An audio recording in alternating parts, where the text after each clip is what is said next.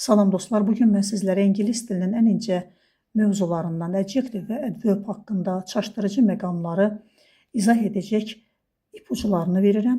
Birinci gəlin baxaq, justla justly arasında fərqə. Just sərf kimi yenicə, indicə mənasında çox vaxt present perfect zaman forması ilə işlənir.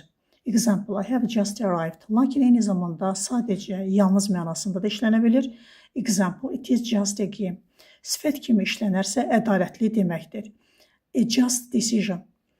Bəs justly nədir? Justly zərfdir, ədalətlə, haqlı olaraq mənasını verir.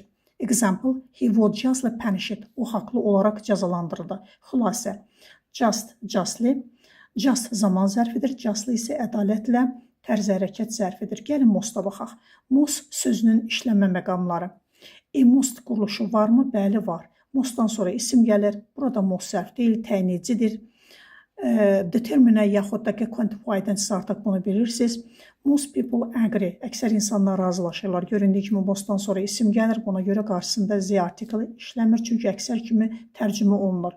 The most sifətlə işləndikdə üstünlük dərəcəsini bildirir. The most beautiful city.